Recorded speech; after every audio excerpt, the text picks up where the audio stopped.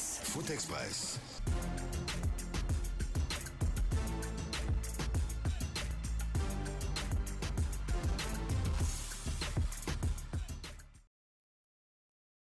Heure avancée de 2 minutes, 1 heure de plus, c'est-à-dire 18h au Cameroun, au pays de Samuel Eto'o, dont la candidature a été validée pour briguer la prochaine présidence, la présidence de la Fédération camerounaise de football. La commission électorale a donc validé sa candidature.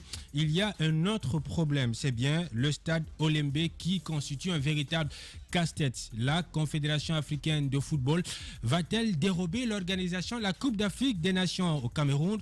Pour le moment, la CAF n'a pas tranché dessus, n'a pas statué dessus. Par contre, elle a donné un ultimatum jusqu'au 30 novembre pour rendre les clés du stade Olembe, le stade dont la construction a coûté 249 millions d'euros, soit 133 milliards de francs CFA. C'est le groupe italien Piscini, par la voix de l'ambassadrice de l'Italie au Cameroun, qui avait annoncé la fin des travaux après 30 mois, sauf que le groupe a accusé un énorme retard dans l'exécution des travaux. Il a par la suite été évincé au profit du Canadien Magil également, qui accuse des retards. La CAF a énuméré un certain nombre de griefs dans l'exécution de ces travaux. On en saura davantage avec notre confrère qui est déjà au bout de la ligne du côté du Cameroun, à qui nous disons gentiment bonsoir. Bonsoir, bonne arrivée, cher confrère.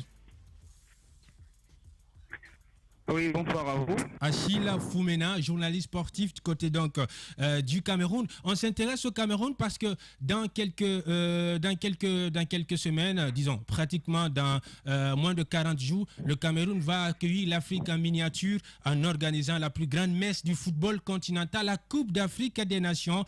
De ce côté, sauf qu'il y a un casse-tête autour de ce stade qui doit servir au match, qui doit servir de cadre au match d'ouverture, le stade Olembe. La CAF avait donné un ultimatum, mais par la suite, la réaction n'a pas tardé des autorités sportives. Elle fut sèche dans un rapport de 4 pages. Alors, à date, est-ce qu'on peut s'attendre à ce que la clé du stade Olembe soit remise à la Confédération africaine de football avant ou le 30 novembre, comme l'a exigé la CAF?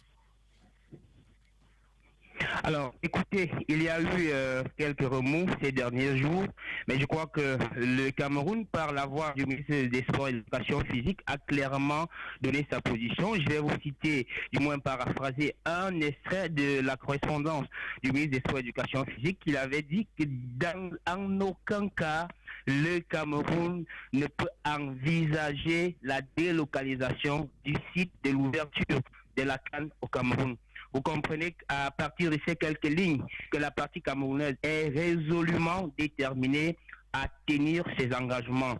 Je suis au Cameroun et je suis exactement à Yaoundé. En ce moment, je suis à quelques 2 kilomètres du stade de Lembe. Et il faudrait dire qu'on regrette un peu ici au Cameroun cette façon de faire à la tête de la Confédération africaine de football.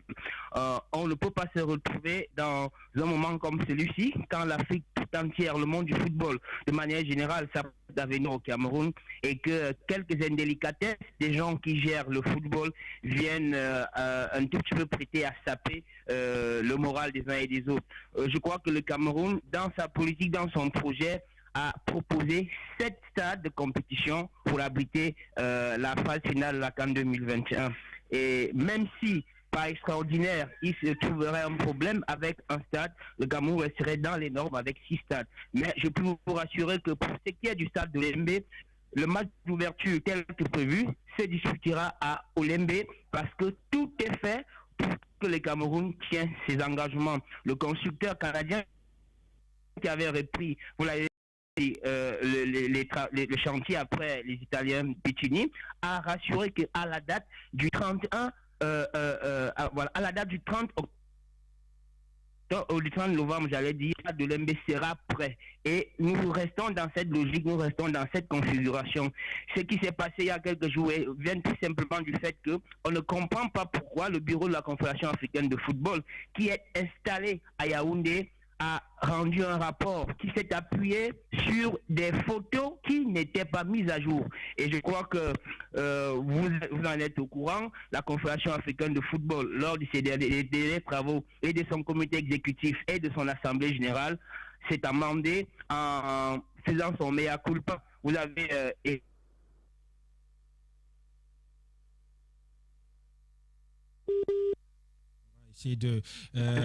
nous n'ignorons pas qu'il y a des petites choses à parfaire, mais dans toute œuvre humaine, aucune œuvre humaine n'est parfaite. Donc nous n'ignorons pas qu'il y a des choses à parfaire, mais on n'est pas au point où on peut encore avoir les inquiétudes en ce qui concerne le stade de l'Olembe en ce moment. On sait que dans ce rapport, la CAF avait énuméré un certain nombre de griefs par rapport à ce stade, notamment le manque du protocole sanitaire, le programme de maintenance des pelouses qui, selon la CAF, reste inconsistant. Le prestataire de fixation de panneaux a été changé en raison du retard accusé. Voilà autant de griefs que la CAF a énumérés dans son rapport adressé aux autorités camerounaises du football, notamment au comité local d'organisation de la Coupe d'Afrique des Nations. Oui, mais on sait qu'au mois d'octobre, il y a eu un match. La ligne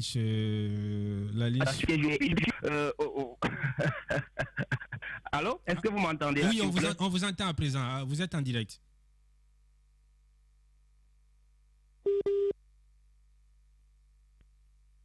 On vous entend après. Entre le Cameroun et le Malawi. Comment aujourd'hui la question des luminaires et la question de la pelouse peut encore se porter, étant donné qu'un match international s'est joué en nocturne. Donc moi je dis, c'est des petites choses qui vont nous disperser.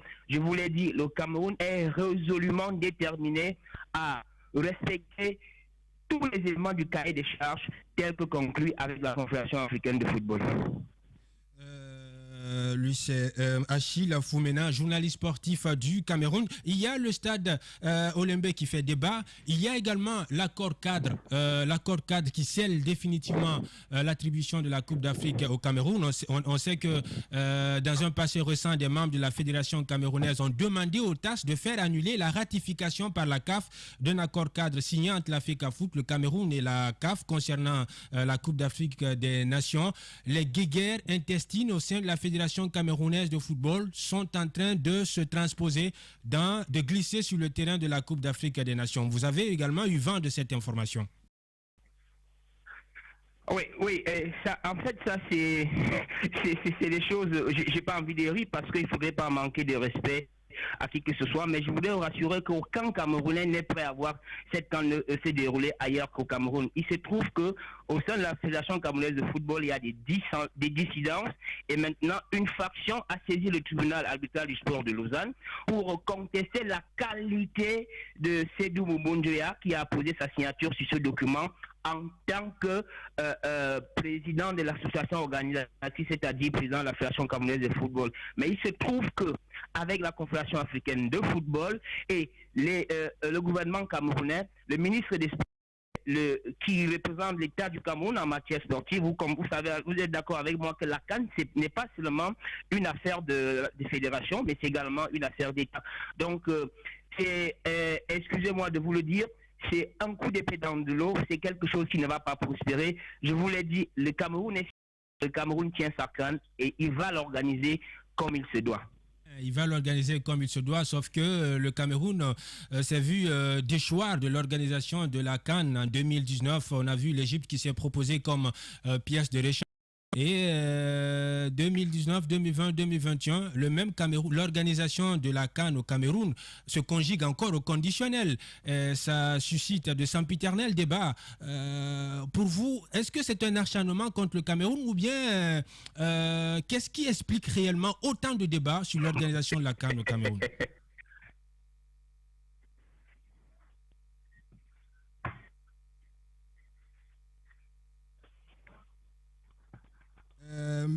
Achille Foumena, vous êtes là? Non, et il y a autour de cette des enjeux qui sortent du milieu du football. Oui, mais c'est vrai que la liaison, elle n'est pas bonne. Allez-y, on vous entend maintenant. Oui, on vous entend bien. Allez-y. Alors, je dis qu'autour de cette CAN, il y a des enjeux qui vont au-delà de l'aspect purement sportif.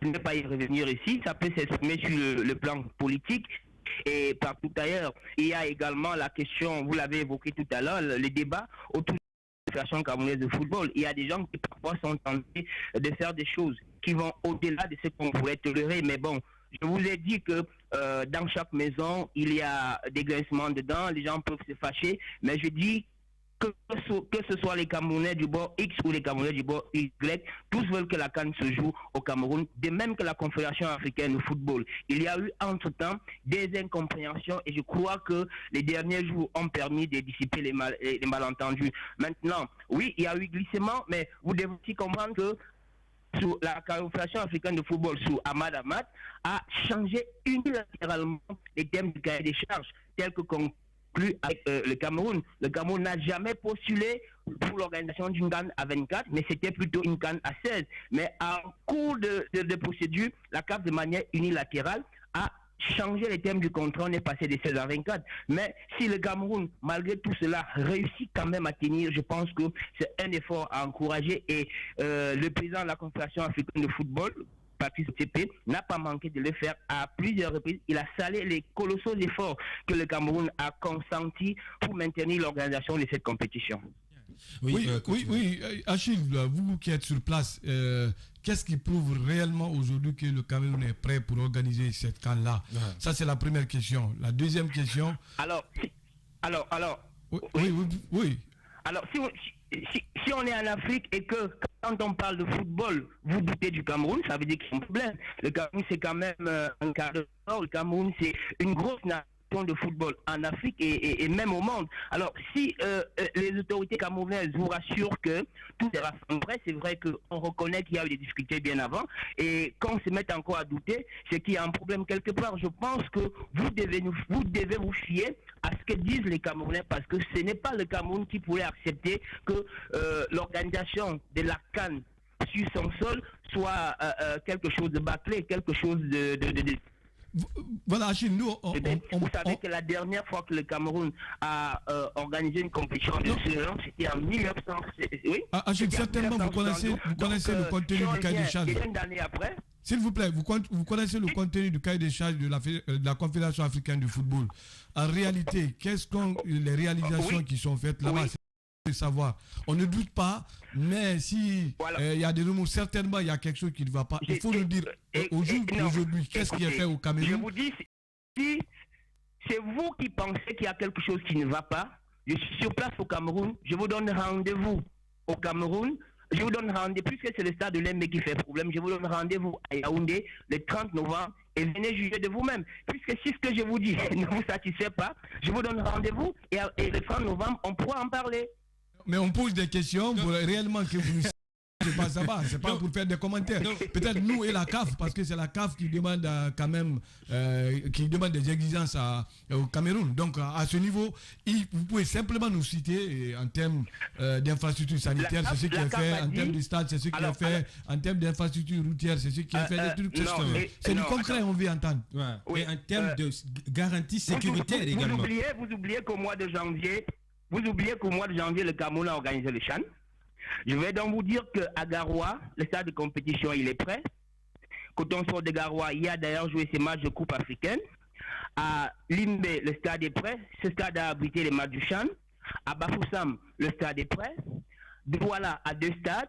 Le stade de Japoma, Cameroun-Côte d'Ivoire dernièrement, et un autre stade de 40 000 places qui a été considéré dans le dossier CAN comme un stade annexe, le stade de la réunification. À Yaoundé, vous avez 2 terrains.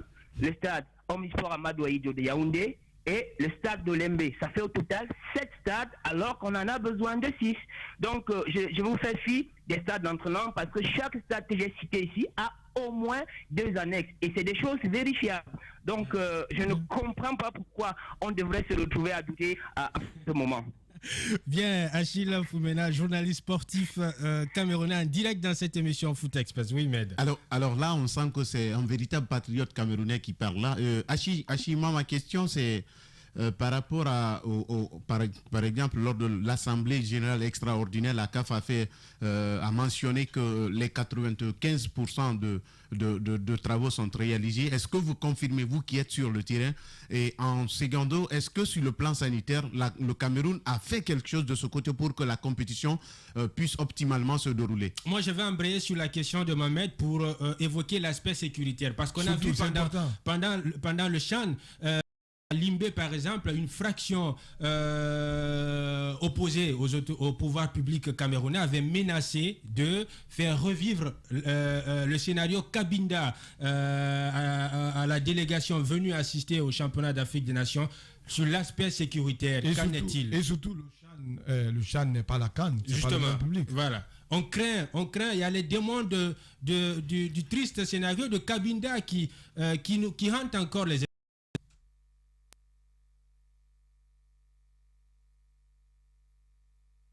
Foumena est là.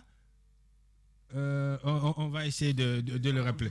Voilà. Moi, je voulais encore plus écouter un journaliste réellement qui pouvait nous expliquer tout ce qui se passe de ce côté-là. Mais je le vois plus avocat qui défend sa nation. C'est bien normal, c'est bien beau que ça se passe. Oui, c'est bien beau. Voilà. Nous ne sommes pas sur place, on n'a pas les réalités des choses. Même si c'est la CAN. D'ailleurs, il vient. J'aimerais voir la CAN en Guinée, non? Non, il a donné un exemple. Attendez, il a donné un exemple qui m'a inspiré. Il dit qu'ils ont envoyé des anciennes photos à la CAF et pour dire réellement ce qui se passe actuellement là-bas, il doit pouvoir nous informer, il doit pouvoir nous dire est-ce que le Cameroun il a dit que le même stade avait abrité un match des éliminatoires et en nocturne. Oui, mais donc en principe il y a... C'est ce qu'on est entendu. Le CHAN au moins c'est 16 équipes. Quand c'est je parle de ces éliminatoires de la Coupe du Monde. C'est de ça je suis en train de Cameroun, Malawi. Vous savez, les exigences quand il s'agit des éliminatoires, il y a beaucoup de pays qui reçoivent quand même des éliminatoires qui ne peuvent pas jouer une compétition. Et ça, c'est important. Quand il s'agit d'une compétition, à la lutte de la CAN, ça, il faut prendre quand même des responsabilités. Et je suis... ça va être très difficile pour moi de comprendre que sur une simple photo, que la CAF peut prendre des décisions. Des photos non actualisées. Voilà, non actualisées. Quand même, ils ont... Ça m'étonnerait parce qu'il y a eu quand même une série de visites. Ils ont une série locale qui est là au niveau de l'organisation qui suit tous les travaux. Et je vous informe que le centre d'excellence au niveau de la formation de la CAF se trouve au Cameroun. Donc à ce niveau, ils ont des informations. Et certainement, si la CAF arrive peut-être à accuser le Cameroun a un droit de réponse. Le Cameroun a là où se prennent. Le Cameroun a droit de réponse. Ce qui est quand même évident, il y a eu disons un premier accrochage entre le Cameroun et la CAF lorsque la CAF avait ouvert l'accès du stade Olembe au public avec une jauge bien définie. Les autorités camerounaises, elles par contre, ont interdit l'accès du stade au public et notamment aux journalistes parce qu'elles avaient peur que les journalistes ne prennent des images des compartiments non achevés, des compartiments du stade qui sont encore en chantier. Donc les autorités camerounaises sont fendues d'une déclaration et la CAF a répondu par une toute autre déclaration. Maintenant, par la suite, par la suite, qu'est-ce qui s'est passé? Les pouvoirs publics, puisque la CAF, quand même, ça relève d'un engagement politique. La CAN, ça relève d'un engagement politique. Les pouvoirs publics ont effectué une visite du terrain avec des journalistes des médias publics, comme la RTG chez nous, et ils ont fait en sorte que les images soient soigneusement filmés, c'est-à-dire que les compartiments qui les angles sont définis. Les angles sont définis. Prenez ceci, prenez cela, ne prenez pas ceci. Et ils ont fait une communication mais tapageuse autour de ça, histoire d'inciter la Confédération africaine de football de reconsidérer sa position. Ça m'étonnerait parce que la CAF a effectué des visites. Le président de la CAF, Patrice Motsepe, a effectué une visite de ce côté. Motsengo, le secrétaire général, a effectué une visite de ce côté. Et un ultimatum a été donc adressé à la Confédération, au comité, au COCAN du Cameroun. Et le ministre des Sports, quand on lui a fait ses remontrances, il a répondu en disant les matchs vont se jouer sur une pelouse, pas à l'extérieur du stade. Donc même si l'extérieur du stade n'est pas achevé, Et la pelouse peut par contre recevoir. Sauf que la CAF même émet des griefs sur la qualité de la pelouse. Justement. Donc là, ceux qui viennent prester sur la pelouse viennent quand même de l'extérieur. Justement. Et il y a l'aspect sécuritaire surtout. Moi, c'est ce qui me préoccupe. Parce qu'à Limbé, on a vu cette fraction cette fraction opposée au pouvoir public qui avait menacé à l'époque, qui avait demandé aux autorités camerounaises de ne pas faire jouer un seul match du CHAN du côté de Limbé au risque de faire reproduire le scénario de Cabinda. On a vu Cabinda par exemple où l'actuel consultant de Canal+ s'était fait prendre une balle sur ce côté. Maintenant, est-ce que le Cameroun a vraiment pris des dispositions pour assurer la sécurité pendant les 30 jours de compétition? Voilà une toute autre paire de manches. On aimerait bien savoir. On n'arrive malheureusement pas à l'avoir. Voilà, il doit avoir des obligations professionnelles parce qu'il me disait qu'il avait une émission juste après ça. Oui. On aimerait bien avoir Hachi pour la suite de cette émission parce que quand vous parlez du plan sécuritaire, moi j'ai eu à échanger avec certains confrères sénégalais qui disent que tout est en place parce que vous ne posez pas une question à un confrère camerounais. Voilà, un confrère camerounais, vous ne pouvez pas leur poser la question et qu'ils vous disent voilà, rien n'est préparé, tout est ça. La réponse elle est toute simple, elle est positive parce que quand vous leur posez la question, ils vont te dire bah écoute, tout ce qui se circule ce sont des spéculations. Nous ce qui se passe sur le terrain, voilà, tout ce qui se passe sur le terrain ici, nous les remarquons, nous les constatons. Donc tout est en train d'être mis en place par la Fédération camerounaise de football. Moi je pense que de ce côté la fédération est en train de se battre pour que les choses puissent se bouger et on espère que, parce que même à travers le discours tenu par Patrice Motsepe, on sent que le Cameroun est prêt parce que s'il se permet de dire que la réalisation des travaux sont à 95%, je crois qu'ils ont eu à visiter les travaux de Limbé avant de se permettre de tenir de tels discours. Et l'autre débat qui fait rage au Cameroun, c'est bien le recrutement des volontaires et des bénévoles pour l'organisation de la Coupe d'Afrique des Nations. La CAF reproche au comité local d'organisation de la Coupe d'Afrique le recrutement opaque des bénévoles. C'est-à-dire qu'elle n'a pas été consultée, elle n'a pas été mise à contribution et qu'il ne relève pas du comité local d'organisation de la CAN de recruter des bénévoles, des volontaires, puisque ces volontaires-là viennent de partout à travers l'Afrique, viennent des 54 associations membres de la Confédération africaine de football. Cameroun. Non, depuis qu'on a attribué la Coupe du Monde, la Coupe d'Afrique au Cameroun, c'est épisode après épisode. Hein. Oui, depuis que la CAN est là, depuis que la CAN est créée, c'est la Confédération africaine de football quand même qui a la paternité de la compétition. Ouais. Donc à ce niveau, s'il y a des insuffisances, je pense bien que c'est normal de les dire. Bien. On ne le dira pas pour le plaisir des Camerounais. On n'est pas contre les Camerounais, on ne va pas quand même les donner cette compétition. Mais ce qui est clair, vous savez, tout est, je le dis souvent dans mes interventions, que tout est à l'image du pays. Politiquement, si ça ne marche pas dans un pays, il serait très difficile que sportivement vous répondez aux critères. C'est ce qui se passe de ce côté-là. Bien. Nous savons tous que le Cameroun reste quand même le Cameroun. Ils ont le plus vieux président de l'Afrique. Donc à ce niveau, avec assez de problèmes.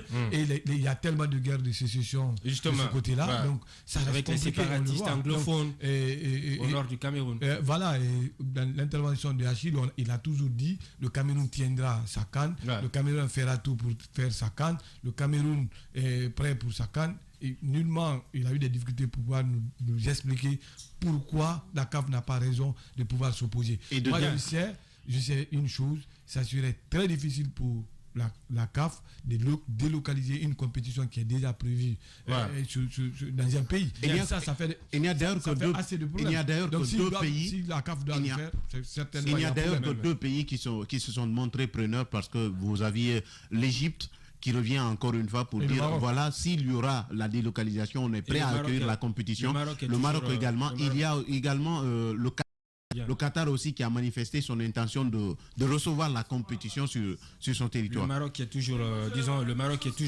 Maroc est toujours prêt, hein, disons. Oui, voilà, chose que je disais, c'est vraiment difficile d'avoir une conversation honnête avec les gens.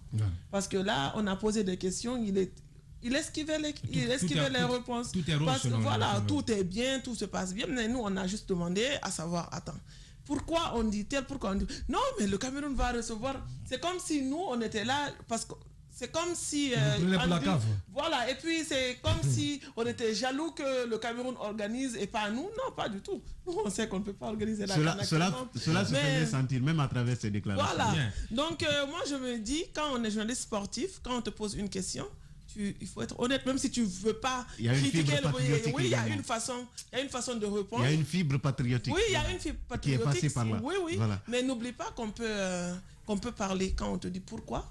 Tu dis le pourquoi, mais sans critiquer. La meilleure façon d'aider son pays, c'est de dire la vérité. Bien. Et ça permet quand même de travailler sur les imperfections, les insuffisances, et ça vous permet de... Chacun son appréhension. Si vous masquez les choses, vous n'avez rien à voir, vous ne pouvez pas progresser dans On espère que le Cameroun ne viendra pas en retard à la Coupe d'Afrique des Nations. En 2019, le Cameroun fut le tout dernier pays à fouler le sol de l'Égypte. Ils sont venus le jour même de la cérémonie d'ouverture parce que l'équipe nationale réclamait des primes impayées. Et c'est l'équipe elle-même qui avait payé ses primes de stage du côté donc de l'Asie pour pouvoir rejoindre l'Égypte via Cameroun où ils ont reçu, le drapeau.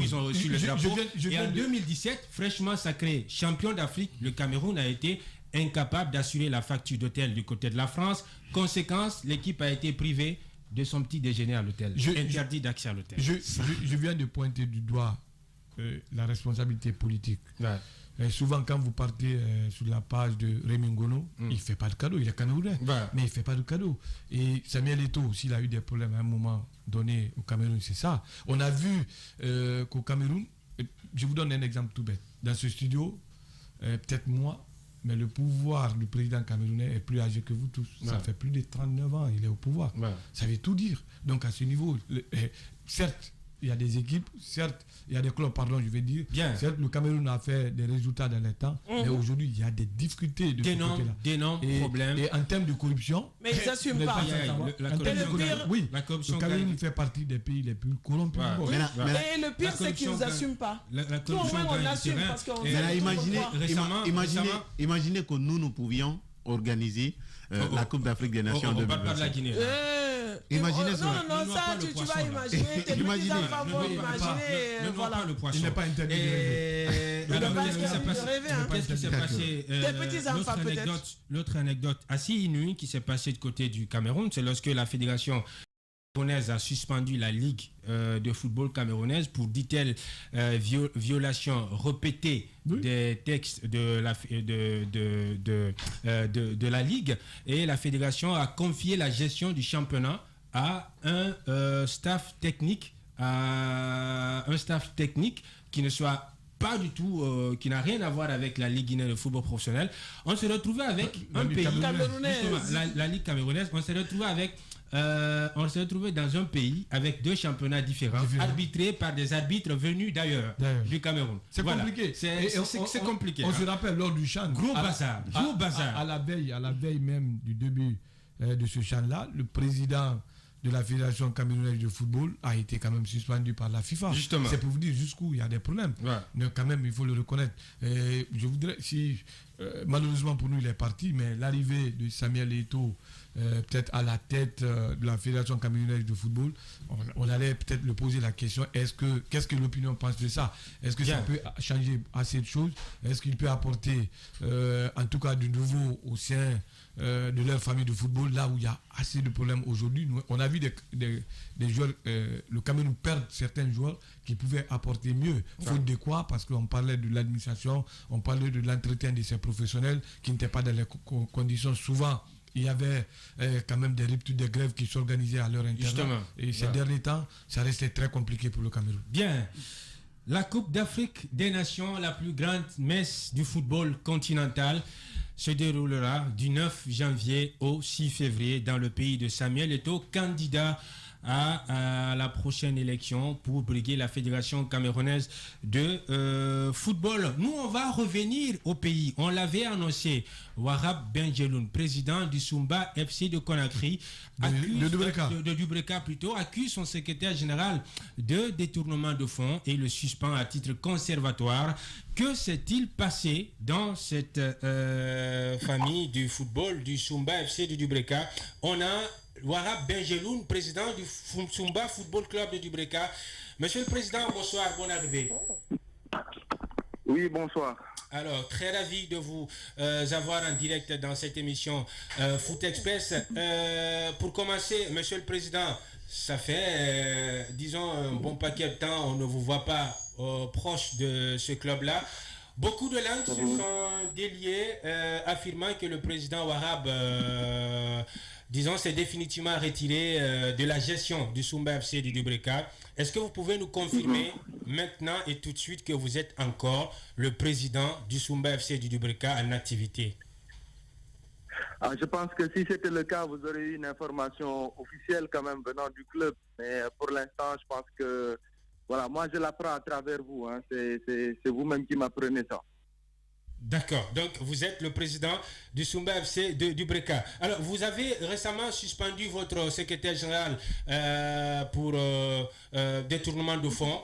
Vous l'avez suspendu à titre conservatoire. Alors, qu'est-ce que vous reprochez désormais à votre secrétaire général, Monsieur le Président?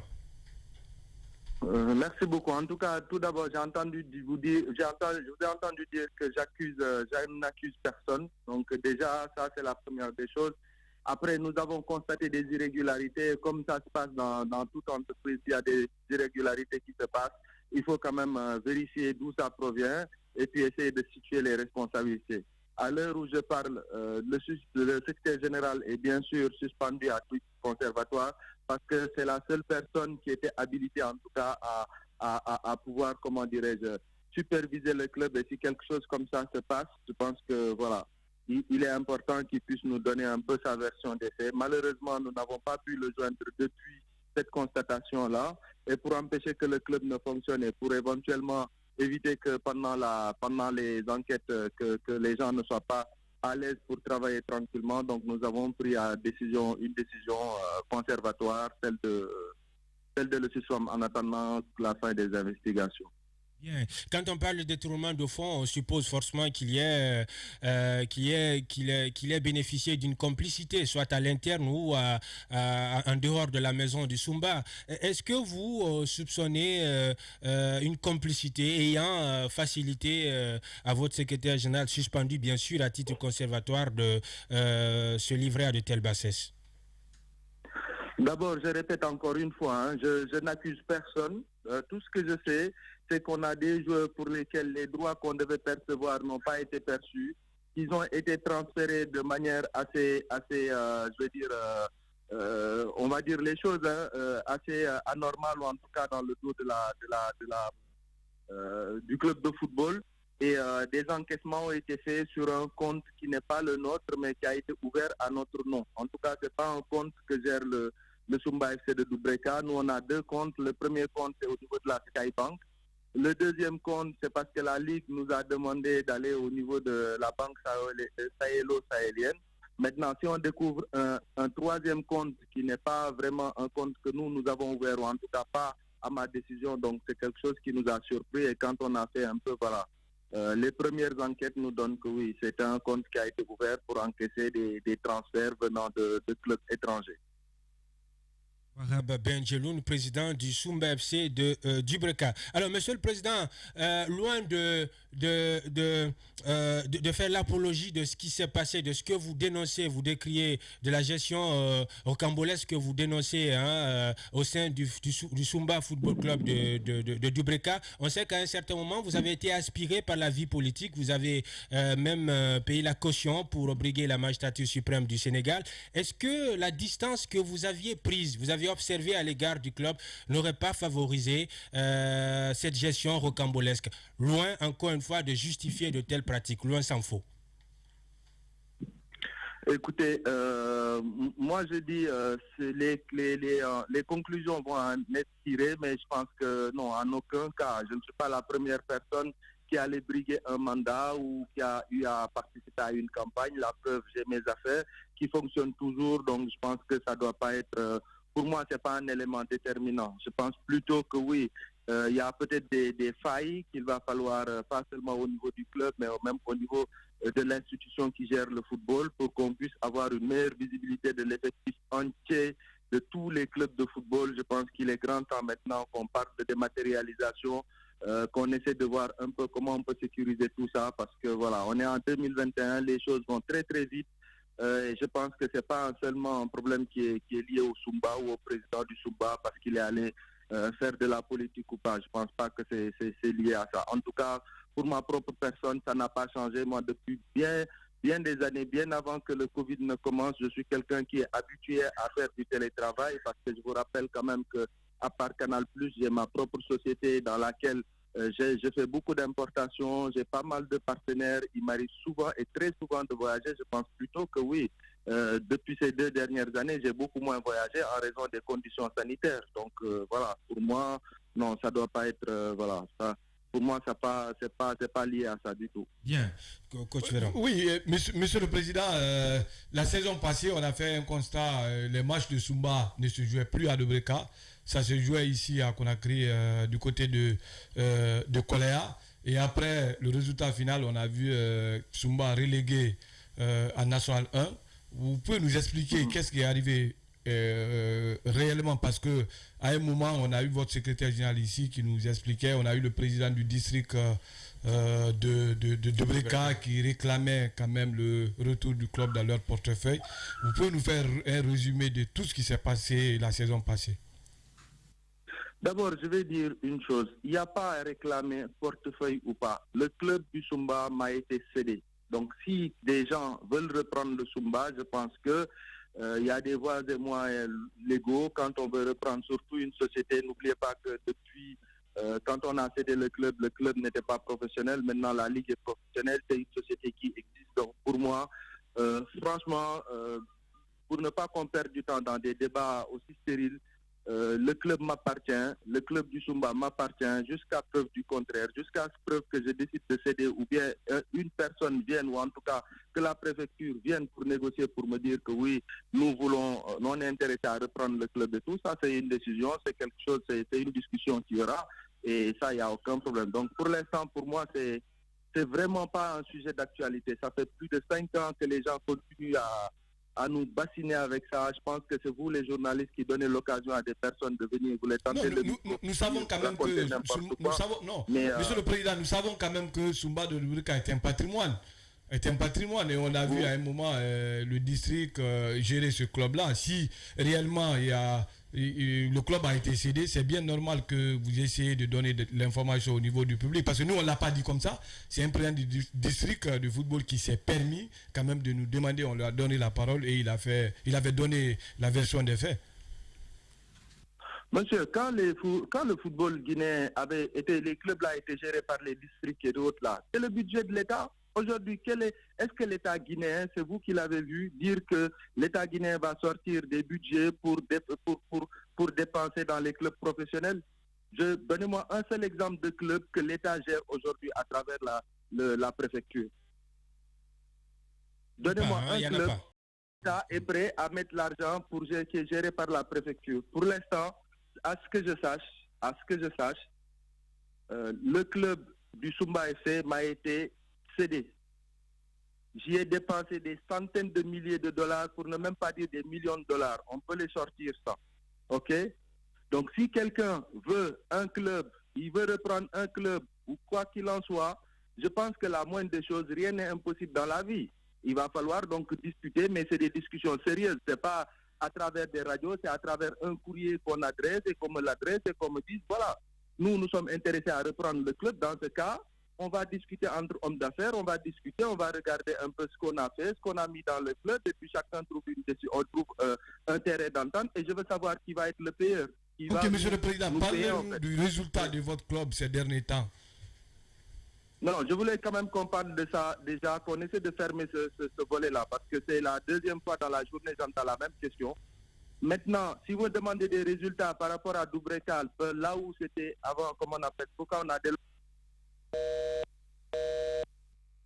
Wahab Benjeloun, président du Sumba FC du Breka. On va essayer de le rappeler pour répondre à cette toute dernière question du consultant Ibrahima Souri Diaby. Sauf que je suis d'accord avec lui quand il dit aujourd'hui les clubs sont réduits en entreprise, c'est bien normal, c'est propre, c'est clair.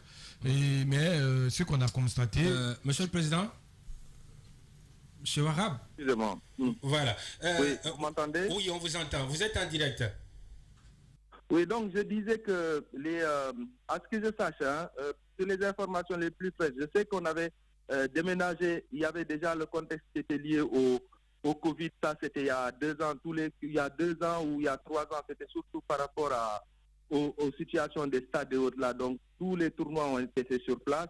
Par la suite, je pense qu'on a quand même eu des problèmes de sécurité au niveau du stade parce que les joueurs se faisaient agresser ou bien se faisaient chahuter.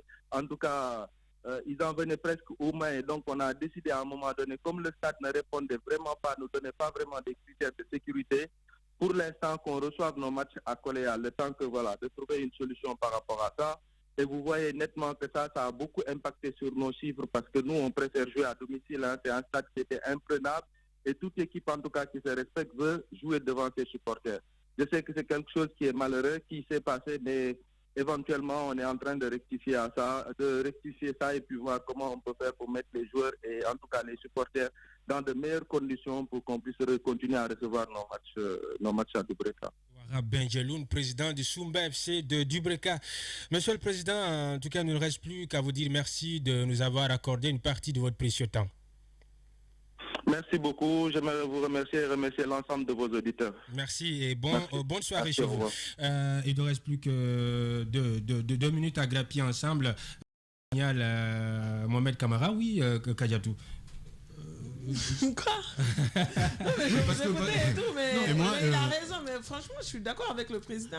Franchement, je me dis que c'est l'un des invités qu'on a eu ici et qui... Tu vas le dire parce que quand il a vu la photo de... Je vous fais une indiscrétion. Quand il a vu la photo du président Ouab... Je ferme le micro. Là, je ferme le micro. Là, je ferme le micro. Oh. Là, on sort complètement du cadre.